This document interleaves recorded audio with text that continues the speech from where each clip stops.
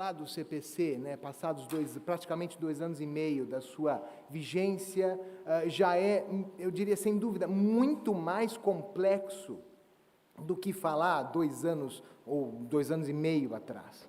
Né, porque, veja, num primeiro momento, e isso a minha total concordância e meus cumprimentos aqui à minha querida amiga e professora Tereza Arruda Alvim, no primeiro momento, o grande desafio era conhecer, né, destrinchar um código que é o dobro de tamanho do código anterior. E essa era uma proposta muito clara na comissão do anteprojeto. Temos que reduzir. Isto foi preservado num primeiro momento e não foi preservado depois num segundo momento. Objetivamente falando, o código é muito maior, muito mais complexo, na minha humilde opinião, do que era o anterior. Por quê? Porque ele é extremamente detalhista. Ele quer ser didático. Ele quer passar esta informação. Isto é um grande benefício. E nisto ele é até superior em relação ao anterior, que era uma espécie de colcha de retalhos depois das reformas dos anos 90, dos anos 2000, etc. e tal. Mas o fato é que o resultado final, por exemplo, para falar de um tema de muito interesse da advocacia, é ter 19 parágrafos sobre honorário de advogado. É surreal. E mais, muito mal redigido, e aí é uma crítica pessoal minha, quase que solitária, muito mal revisto. O código é muito mal revisto. Tanto que os parágrafos dos honorários estão falando de um assunto, aí passa para o outro, aí volta para um, tal, o que confunde todo mundo. Então, no afã de resolver todos os problemas de honorários de advogado do mundo, se criou um emaranhado de normas que, na prática, não pegou. Infelizmente, temos esse problema. Né? Falávamos até aqui com o eminente colega da UAB de Santa Catarina, né, que é o presidente da Comissão de Honorários de Advogado. É deselegante não falar o nome das pessoas. Então, não, doutor Luiz Mário Bratti, sensacional, quer dizer, é lamentável, e isso não é só um problema de Santa Catarina, é um problema geral do Brasil, inclusive dos tribunais superiores, né? Não, imagina, tal. Aí eles usam honorários como multa, né? Então, para não recuar, aí usa no mau sentido, porque litigância de má-fé é uma coisa, honorário de advogado é outra. Então, temos essa questão. Agora, de qualquer jeito, foi justamente esse movimento de que o código anterior não se sustentava mais, que, bem ou mal, surgiu, ou deu ensejo ao novo código, lá em 2007, 2008, com a comissão da qual a professora Tereza Arruda Alvim participou como relatora geral, a comissão de juristas do anteprojeto, presidida pelo eminente ministro Luiz Fux, hoje no Supremo Tribunal Federal. Enfim, o fato é que o código tem muitos predicados, não há dúvida em relação a isso, nunca duvidei. Por exemplo, essa assunção expressa, do que particularmente sempre gostei de chamar de modelo constitucional no direito processual civil, o que é, veja, na minha opinião, um viés didático do Código, né? O artigo 1º dele, falando, olha, tem que aplicar a Constituição, não leia o Código sem ler a Constituição, é muito interessante, né? Porque não é mais, aí eu sigo a sua doutrina ou deixo de seguir, não, você segue o Código. Agora, em termos práticos, amanhã um juiz quebra a isonomia processual, cabe recurso especial ou extraordinário? Ele viola a lei ou viola a Constituição? Então, são problemas, essa falsa noção de que o princípio da isonomia não é um princípio legal. Pouco importa o que o Código de Processo Civil diga sobre isonomia, ela tem que ser aplicada desde a Constituição. Ela é nuclear à organização do Estado brasileiro, desde o artigo 1º da Constituição, e não porque está escrito lá no 139, no artigo 7º, ou coisa parecida, mas, menos mal, a versão da Câmara dava a entender que não precisava aplicar a Constituição, era pior ainda, então, melhor uma versão que diga, tem que aplicar a Constituição. E aqui algo que particularmente tenho defendido bastante, e muito mais até de forma até mais aguda recentemente, e aqui eu acabo para a gente ir, mas é para falar daquilo que está no código, está ou não pegando, para aqui parafrasear o querido amigo professor Pedro Miranda, na sua muito bela questão formulada. A gente precisa reconstruir a dogmática do direito processual civil. Não dá mais, data vênia, para encaixar um modelo oitocentista de processo no século XXI. Não dá para ler o nosso código de hoje, com seus defeitos e as suas virtudes, aliás, como qualquer obra humana, nenhuma novidade em relação a isso, com a ideia de uma ação condenatória. Data vênia não dá para ler o código com processo de conhecimento, com processo de execução. Não dá para entender a tutela provisória lá, é aquele negócio que veio para o lado do processo, no lugar do processo cautelar. Não, é muito mais sofisticado com isso, queiramos ou não. A gente pode, eu acho que o processualista tem o dever de facilitar esse assunto, sobretudo olhando o advogado, o juiz, o promotor e o defensor público, isto é, aquele que aplica o código no dia a dia. Mas do ponto de vista dogmático, isso é extremamente complexo. Mesmo o Pedro lembrou do negócio processual, não é um artigozinho do código, é uma nova mentalidade que tem por trás do código, gostemos ou não, concordemos ou não com a ideologia que está por trás, mas isso mexe no código. Então, o que o Pedro falou em tom jocoso, mas jocoso, respeitoso e academicamente relevante, isso. Mas então a gente pode combinar quais são as regras aplicáveis a uma audiência, ou como o Júlio Guilherme Miller propõe na sua magnífica tese de doutorado defendida lá na nossa PUC de São Paulo, eu posso contratar com um advogado ex-adverso as regras de uma prova pré-processual no direito brasileiro? Sim ou não? E se sim, quais são essas regras? E mais, aí, ao meu ver, a cereja do bolo, qual é o valor que o juiz vai dar a estas provas? Ele fica vinculado ou não àquilo que eu faço extrajudicialmente sobre uma colheita de testemunha no escritório de advocacia? Né? Então, é isso que tal. Eu, particularmente, venho falando muito, nós temos que dar uma ênfase muito diversa do que os nossos antepassados, não tão antepassados assim, davam à tutela jurisdicional e ao que eu venho chamando de neoconcretismo. Né? Então, isso me parece fundamental para entrar no contexto correto do nosso tema. Eu sou muito chato com relação a isso, mesmo em palestras rápidas. A gente tem que falar um pouco mais rápido, corta alguma coisa, mas não dá para tirar o contexto, porque senão ninguém entende nada. Julgamento antecipado parcial do mérito, que é o nosso tema aqui, meu e da Isabela, não é uma coisa solta no código, tem que ser inserido no seu devido contexto, como tudo na vida, aliás, que é o capítulo das providências preliminares e saneamento, que, aliás, é uma parte do código, isso não é uma crítica, é um fato. Não tem nenhuma novidade, nem mesmo o julgamento antecipado parcial do mérito. Não, pelo menos, para quem estava estudando o processo em determinadas perspectivas. O que eu gosto de dizer sobre isso, e mesmo em relação àquilo que parece ser novo e positivo, inclusive o julgamento antecipado parcial do mérito, é que o código ele textualiza, ele passa limpo formas corretas de se pensar o problema. O que o juiz faz quando a fase postulatória está acabando, ou seja, o autor já falou o que quer, o réu, bem ou mal, já disse o que quer, já gerou, então, a grande controvérsia aqui, e o juiz, ele fala, bom, agora sou eu que tenho que dizer, né? O que eu vou dizer? Quanto eu vou dizer? Quando eu vou dizer? E quais os rumos que o processo vai dizer? Essa é a grande novidade do Código de 73 em relação ao Código de 39. O Código de 2015 não traz novidades em relação a isto. As novidades, se é que elas existem, são textualizar que, além da extinção do processo, que é o 354, além do julgamento antecipado do mérito, que é uma das grandes novidades do Código de 73, existe o julgamento antecipado parcial do mérito, que é o 356, e o saneamento e organização do processo, que é uma cópia quase que literal do Código de Portugal. Também não tem uma novidade absoluta. Acabou a doutrina, já dizia que o juiz, na hora de sanear, ordenava o processo para a fase instrutória, e inclusive invertendo o ônus da prova, se fosse o caso, para evitar depois prova diabólica, etc. Tal. O problema, aqui, só para ilustrar, é que a maior parte da doutrina estuda o ônus da prova como uma coisa estática do século II a.C., que é o dogma de que o ônus da prova é uma regra de julgamento, porque está escrito, é uma escritura bíblica. Desculpa, com todo respeito, entenda, eu sou professor da PUC, eu nem brinco com essas coisas. A questão é, isso não é bíblico, isso não é religioso, isso é direito positivo.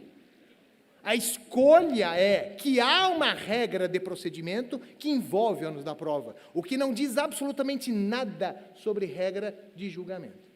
Porque uma coisa é o juiz falar, inverta, e outra coisa é ele avaliar se as pessoas se desincumbiram a contento daquilo que ele determinou. E, eventualmente, aqui tem, inclusive, negócio processual. Então, repito, tem novidade? Tem, mas não é o macro, é o micro.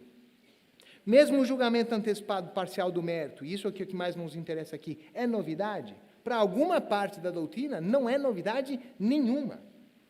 Eu, bem ou mal, certo ou errado, isso pouco importa, mas eu era um dos maluquinhos que dizia lá atrás, há 15 anos atrás, que já tinha julgamento antecipado parcial do mérito, que aquela coisa que o grande professor Cândido Dinamarco dizia em relação ao direito brasileiro, com base na doutrina italiana, o princípio da unicidade da sentença, não existia mais.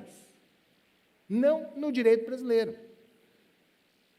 Por quê? Porque o artigo 273, parágrafo 6º, tutela antecipada pela incontrovérsia, tinha um efeito geral no Código, fundamental no Código, profundo no Código. Eu sempre falo que as reformas, sobretudo de 94 do Código, e ela, a tutela antecipada, a tutela específica, não são só importantes em termos de quantidade, porque elas foram muito frequentes, como todos nós sabemos, e o IBDP foi, sim, um dos grandes protagonistas da reforma do Código, inclusive do atual, por causa do substitutivo de alguns diretores. Muitas das ideias do Código vieram do substitutivo que o IBDP apresentou à Câmara dos Deputados. A maioria, aliás, ficou. A grande novidade que não ficou foi a conversão da ação individual em ação coletiva, foi vetada pela presidenta da República à época, mas isso é uma outra história. O que importa é, o 273, parágrafo 6º, representava mudanças qualitativas do processo. Então, em termos práticos, aquilo que estava conjugado na petição inicial, mais de um pedido, podia ser desconjugado, o que estava acumulado podia ser descumulado. Ou, mesmo um pedido só, eu quero 100, juiz, e o réu, ao contestar, fala, não, 100 não, eu pago só 80. Bom, então ficou em controvérsia, 80 em controvérsia, você decompõe o pedido. Ora, isso, desculpa, já estava no Código. É que a gente, infelizmente, a grande maioria de nós, estudava a tutela antecipada como algo em contraposição à tutela cautelar. E essa tutela antecipada que permitiu o julgamento antecipado parcial não devia ser estudada nesse contexto, mas como uma técnica de eficácia imediata a decisões. Eu fico tranquilo porque essa foi minha tese de doutorado. Na nossa PUC de São Paulo, a professora Tereza, naquela época, nem era minha professora ainda. Eu sou tão antigo que eu tinha aula com a mãe dela, com a professora Tereza Mãe, que quem é puquiano sabe, aliás, anota, quem quiser fazer depois concurso, Tereza Alvim, com H e com Z, é a mãe. Tereza Alvim, sem o H e sem o Z, ou seja, com E e com S, é essa aqui. Nossa querida professora Tereza, aqui, que já brilhantou a nossa noite. Isso é básico. O cara inscreve no mestrado, doutorado, né? A professora Alete está aqui, a professora Stefani, enfim, os queridos colegas, o professor Luciano, o professor Alexandre Freire, todos filhos da PUC, não é?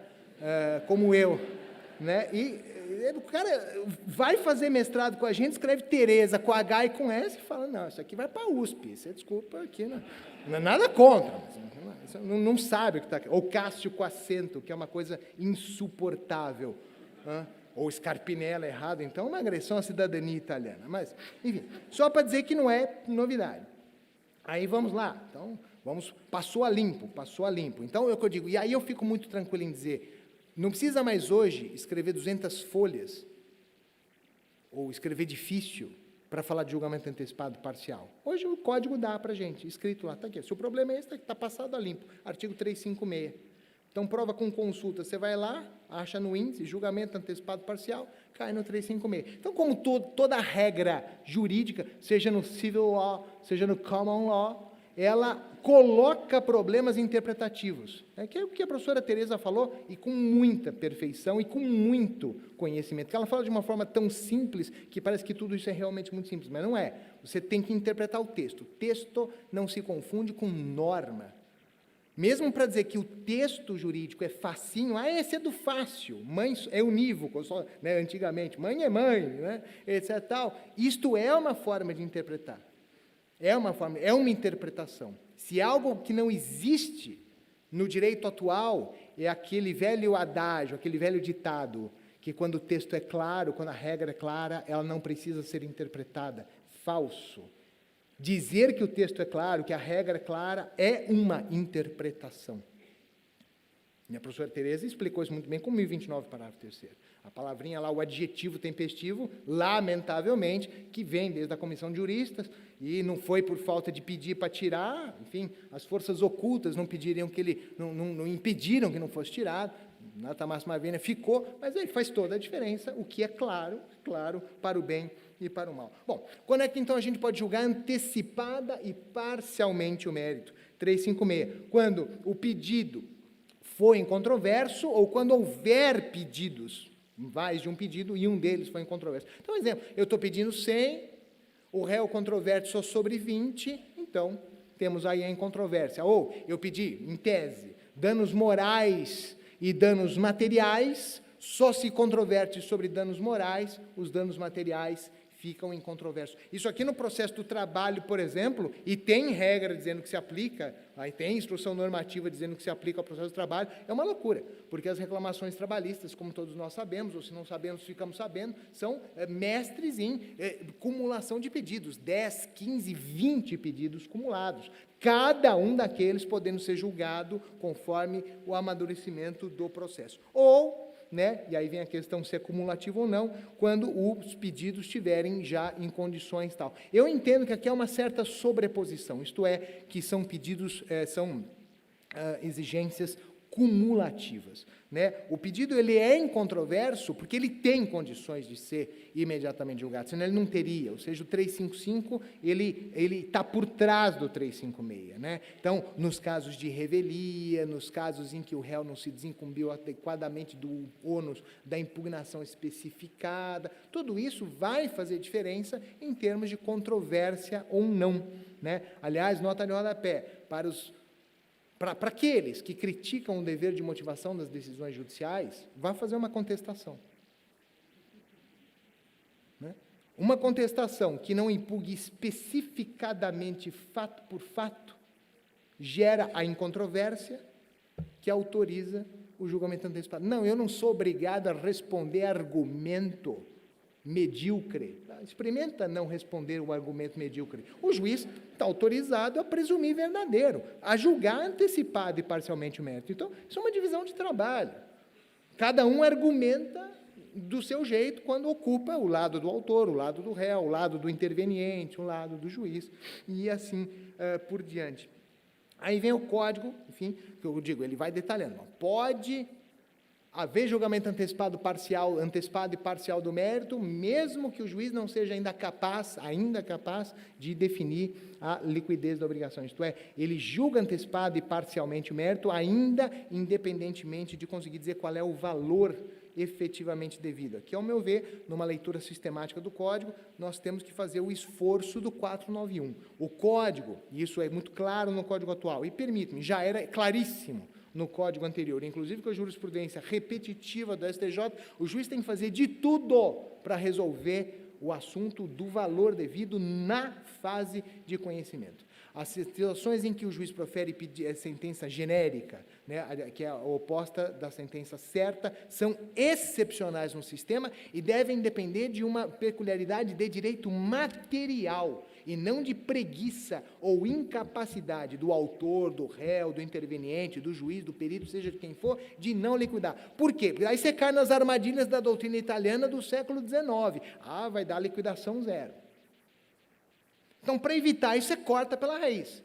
Porque, às vezes, é muito difícil mesmo saber se você tem dano ou não. Imagina, então, o juiz condena e depois uma prova pericial complexa, enormemente complexa, para concluir que o dano é nada ou é ínfimo. É melhor resolver isso lá e, se for o caso, nem condenar. Então, temos que aplicar o 491, sistematicamente falando, aqui nessa hipótese. Aí, algumas questões interessantes do julgamento antecipado. Por exemplo, vamos imaginar o seguinte, eu tenho lá 2 pedidos, um ficou incontroverso, é julgado, e o outro não é. Depois, naquele que não foi julgado ainda, o juiz acaba lá na frente, até porque às vezes muda o juiz, por N razões e tal, acaba achando que o autor era a parte ilegítima para o pedido. Mas um já foi julgado, quiçá já transitou em julgado. Pergunta, o juiz pode depois declarar a ilegitimidade daquele pedido que ainda não foi julgado? A resposta que eu proponho aqui aos eminentes colegas e à professora Isabela é que sim, ele pode declarar a parte ilegítima, para ficar no exemplo, com relação àquele outro pedido, que ainda não foi julgado, o processo está em curso para julgar aquele outro pedido. O que o juiz não pode fazer é infirmar uma eventual coisa julgada. Quer dizer, aquilo que foi julgado e eventualmente transita em julgado, porque aqui é decisão de mérito, é de cognição exauriente, transita em julgado. Ah, mas vai gerar uma incompatibilidade. Bom, é uma incompatibilidade que ela existe no sistema. O sistema tolera isso. Tanto tolera que admite hoje expressamente, aí está resolvido o problema, o julgamento antecipado. Outra questão aqui, em homenagem então ao doutor Prati, da OAB de Santa Catarina, da Comissão de Honorários de Advogado aqui. Cabe condenação em honorário de advogado? No julgamento antecipado parcial do mérito? Ao meu ver, sim. Mas sempre levando em conta a proporção do que já foi julgado. Proporção essa que vai ter que já estar olhando lá na frente. Quer dizer, o juiz não pode condenar em 20% aqui e depois dar 20% do total e dar lá uma condenação de 40% em honorários. Não. Então, ele vai ter que usar uma proporção, né? E a base de cálculo, provavelmente, naturalmente, vai permitir essa acomodação para evitar o que é sempre tolerável, o tal do bis in idem, né? Aí vem alguma coisa de cumprimento. I love cumprimento de sentença. Sempre gostei de cumprimento de sentença, mesmo quando ele chamava de execução. E aqui uma coisa, até o nosso saudosíssimo, queridíssimo ministro Atos Guzmão Carneiro, um dos grandes responsáveis por muitas das boas reformas do Código, dizia, ao ensejo das reformas de 2005 e 2006, né? Ele que fez, na exposição de motivos, que acompanhou a Lei 11.232, a 11.3, e depois a 11.386, né, da execução de título extra, que a execução, o cumprimento era o calcanhar de Aquiles, né, do processo. Porque, no fundo, nós brasileiros, isso é bem documentado pela doutrina especializada no mundo inteiro, mesmo na Itália, na Espanha, as pessoas falam muito de juiz proferir sentença, recorrer. Muita pouca gente fala de execução. E se olhar na livraria, os livros que a gente tem de conhecimento e os livros que você tem de execução. É muito menos. Fala-se muito menos. Basta dizer que, né, no processo penal, execução penal não é processo. É norma administrativa, de política penitenciária, por isso que é o escândalo que a gente tem, por isso que as coisas não funcionam. É óbvio que aquilo é jurisdicional, é óbvio que aquilo tem que estudar aquilo com o mesmo afinco que o dizer o direito. Pois bem, o juiz disse o direito, de forma antecipada e parcial, à luz do 356. Bom, o Código, ao meu ver, fala o óbvio, ele chove no molhado aqui. Só que, ao chover no molhado, aí é aquele problema, ele gera efeitos colaterais de interpretação de texto. Tem texto em excesso, tem gordura aqui, precisa enxugar ou não. Então, bom, se julga antecipada e parcialmente, é porque vai liquidar, se não for líquida, ou cumprir imediatamente. Até aí, óbvio, não há dúvida nenhuma disso. Até porque o Código, ao meu ver também, pecando aqui pelo excesso, vai dizer, olha, cabe agravo de instrumento aqui. E agravo de instrumento, sabemos todos, depois a gente vai ver com mais calma, não tem efeito suspensivo. Então, se não tem efeito suspensivo, op leges, dado pelo sistema, é porque cabe o cumprimento provisório. Só que aí vem o 356, parágrafo 2º, e coloca uma coisa diferente. Fala assim, o cumprimento imediato, isto é, o cumprimento provisório, independentemente de caução, ainda que haja recurso contra essa interposto. Essa dá a entender que é a decisão. Seria esta. Ainda bem que o Código não escreveu contra a mesma. Né? Mas, enfim, contra essa interposto, contra a decisão que julga antecipada e parcialmente. Então, aqui a maioria da doutrina, inclusive o CJF, enunciado do Conselho da Justiça Federal, aqui da Tavênia, dizendo uma coisa absolutamente errada, sempre com a devida vênia, regredindo 20 anos na lei brasileira, dizendo que aqui você pode entrar, começar o cumprimento provisório de sentença sem prestar caução. Só que isso não é lei no Brasil há 20 anos. Isso era a lei no Brasil, até mudar pela Lei 10.444, de 2002. O cumprimento provisório, desde a Lei 10.444, de 2002, não pressupõe caução ab início. A caução é para satisfação do direito.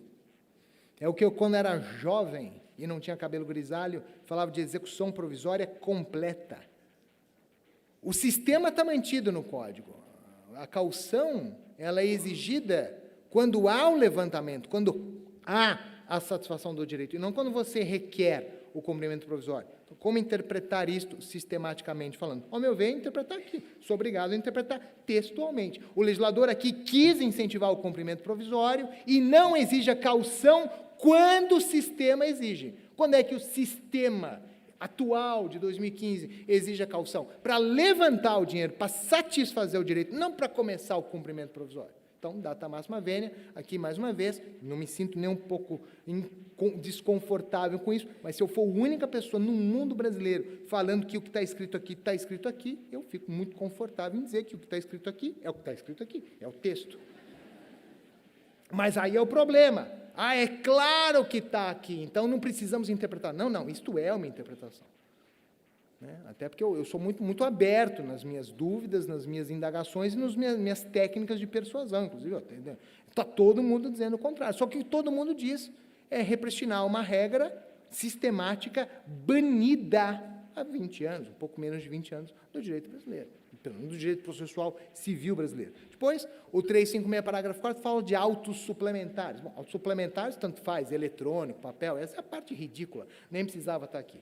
Porque, se o processo é eletrônico, por que precisa de auto suplementar? Para ter mais uma coisa para perder no emaranhado da internet? Porque processo eletrônico tem 1000 vantagens, mas está virando que nem o WhatsApp. Você manda, você nem sabe se chegou. E o pior, no processo eletrônico, pelo menos em São Paulo, não tem negócio de azul claro, você não sabe se o juiz leu. Você mandou. Agora, se chegou, não chegou, quando é que vai fazer pop-up na tela do cara? É desesperador. Agora, é inegavelmente que a tendência, que foi o que o doutor Brincas colocou muito bem, é uma das mudanças que já chegou. Não adianta reclamar.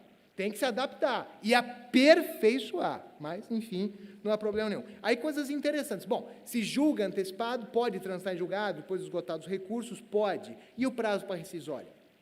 Aqui é uma discussão muito bacana do Código, também literalidade contra interpretações não literais. O 975 fala que o prazo da rescisória é de 2 anos, não tem nenhuma novidade, mas contados da última decisão. Bom, essa aqui, pela nossa lógica de disposição, é a primeira decisão. Então, é aquela história, você nem tem o prazo correndo, mas você pode ajuizar a rescisória? Pode, porque o Código também aí peca pelo excesso, contra a jurisprudência defensiva dos tribunais superiores. Artigo 218, parágrafo 4º. Não se considera intempestivo o ato processual praticado antes do início do prazo. Então, mesmo que não tivesse aberto, é que ele não fecha, mas ele já iniciou. Você pode, se quiser, ajuizar a rescisória. Eu sou um dos que sustento que a súmula 401, e uma das suas vertentes, esse é o problema do direito jurisprudencial brasileiro, súmula é precedente ou não, e súmula é texto a ser interpretado, esse é um problema sério para nós, mas perdeu o seu fundamento de validade. E aqui, me dirigindo ao final, peculiaridades recursais. Se a gente estiver falando de primeira instância, cabe agravo de instrumento. Não há a menor dúvida disso.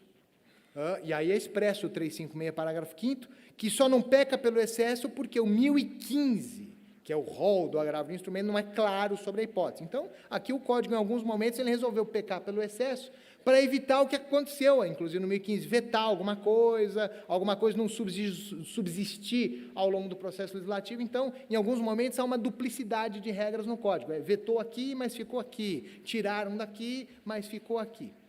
Muito dessas questões da reclamação, do efeito vinculante, é fruto disso. Porque sabemos que o Código, durante a vacatio legis, sofreu uma operação cirúrgica enorme, a Lei 13.256, que mudou muita coisa. E mudou muito mal mudado, porque quem fez a Lei 13.256 não estava acostumado com o Código, então mudou num pedaço, não mudou no outro, tal, e você tem umas antinomiazinhas lá. Então, para evitar isso, cabe agravo. Agora, se eu tiver num processo de competência originária dos tribunais, vai caber o quê? Provavelmente agravo interno, se foi decisão monocrática, não é? Ou, se for uma decisão colegiada de antecipada parcial, vai caber em base de declaração, recurso especial, extraordinário, nenhuma peculiaridade. Aí vem um problema, agravo de instrumento tem efeito suspensivo op legis? Minha humilde opinião, não. Agravo de instrumento não tem efeito suspensivo op legis. Isso significa dizer que o relator ou a relatora aqui no Tribunal de Justiça, ou lá no TRF4, vai poder conceder conforme o caso. Mas se fosse apelação, não teria. Mas não é apelação, é agravo de instrumento. E aqui os problemas que a professora Tereza lutou até o último momento. Eu sou testemunha porque eu lutava com ela. de tirar o efeito suspensivo da apelação, que era a proposta da Comissão de Juristas, era a proposta da Comissão do Senado, que eu tive o privilégio de participar, e que, lamentavelmente, não vingou na Câmara. E o pior, quando voltou para o Senado enfiou o rabo entre as pernas. Não, a apelação tem efeito suspensivo. Isso é retrocesso, é no mundo inteiro a apelação, não tem efeito suspensivo. Só aqui no Brasil, no processo civil e no processo penal.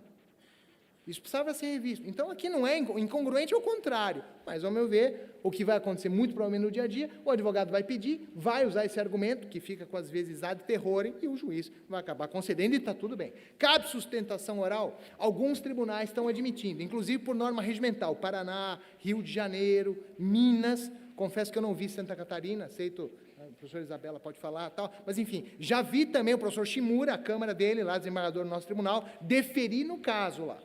Os advogados aí parlamentados, um mais bonito que o outro, deixa falar de uma vez. Tal. Isso porque as pautas de São Paulo chegam a 130, 140, com mais ou menos 32 sustentações orais por sessão. O que é humanamente impossível, mas é isso, precisa se virar. E eles estão tocando, até 10 horas da noite tem sessão. Não tem como ser diferente. Ou teria que repensar muita coisa. Então, mas não tem pela lei, seria uma interpretação sistemática. Aí, para quem não gosta do 942, aqui tem o 942, ampliação do julgamento. Se reformar a decisão. Se mantiver a decisão, não cabe o 942. Eu gosto do 942. O 942 veio do substitutivo do IBDP. Antes que se critique o 942, eu digo por quê? É para valorizar o Tribunal de Justiça, é para valorizar o Tribunal Regional Federal, é para valorizar o fato. É uma forma de valorizar o fato e valorizar o recurso especial e o extraordinário, que todos nós sabemos, mesmo quem começou a estudar direito esse ano, recurso especial e extraordinário no direito brasileiro não serve para reexaminar fato. É por isso que se prestigia o colegiado na segunda instância. É por isso que o 942 entrou. Né? E a questão da recorribilidade da decisão, de outras decisões até então proferidas. Aqui é o sistema do Código. Cabe agravo de instrumento no que está bem ou mal previsto. Não vou problematizar sobre isso. Mas, então, tudo aquilo que diz respeito àquela decisão já proferida precisa ser recorrida pelo agravo de instrumento. Então, a gente aí tem que dar uma interpretação sistemática ao 1009, parágrafo 1º e parágrafo 2º. E, para concluir, gosto muito de falar sobre fazenda pública em juízo, poder público em juízo. I love poder público em juízo. E vamos imaginar, então, que eu tenho uma ação contra o poder público, contra o município de Florianópolis, e eu tenho lá um pedido, enfim, 2 pedidos, né, acumulados, um deles em controvérsia, enfim, o magistrado aqui da Vara da Fazenda Pública julga antecipada e parcialmente esse pedido e manda o processo continuar para julgar o outro, que depende de uma prova mais complexa, uma audiência de instrução, uma testemunha lá, etc. Tal. Muito bom.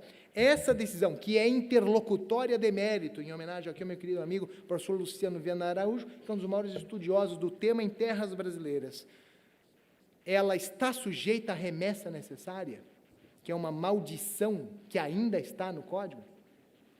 Está.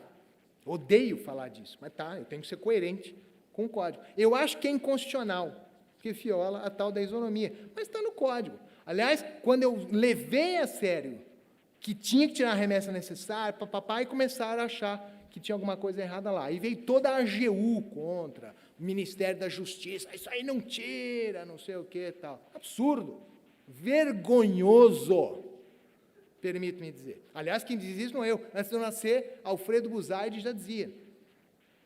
Tanto que no anteprojeto Buzaide não tem remessa necessária. Foi o Congresso Nacional da época que pôs. Mas aqui não. Infelizmente veio na origem e ficou. Mas tem que aplicar? Tem que aplicar.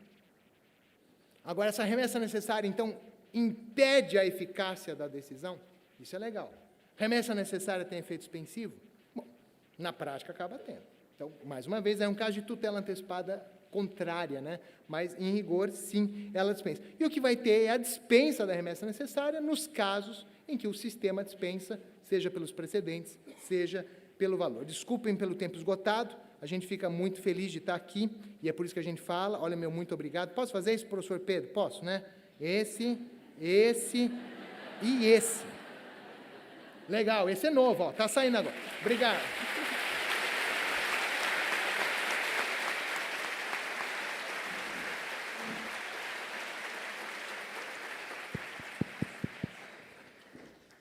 O tempo esgotado está para mim também, Thaís. Eu posso falar assim, obrigada, foi uma brilhante palestra. Bom, depois do brilhantismo dessa palestra, me sobra muito pouco realmente, sabe, professor? Ontem, nós estávamos na minha casa com a turma que deve estar aí, a gente não consegue ver com essa luz. Você curtiu? Então, tomamos vinhos, mas estávamos estudando também com vinho para a competição da Camarbe.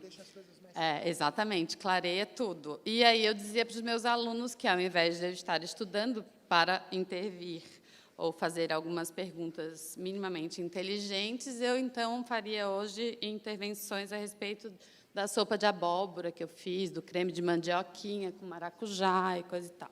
Mas não vou fazer isto, não. Então, eu vou apontar apenas uma questão, teria várias, mas aí a Thaís e o Pedro me trucidam, né? O Pedro já está mandando eu parar de falar. Que diz respeito à questão da...